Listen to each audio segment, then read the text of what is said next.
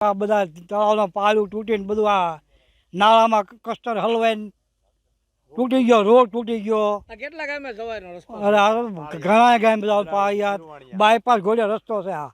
કેવી તકલીફ પડે? અરે ફૂલ તકલીફ હોય બરોબર. 3 દિવસ બધા વાહન પડ્યા હતા અહીંયા.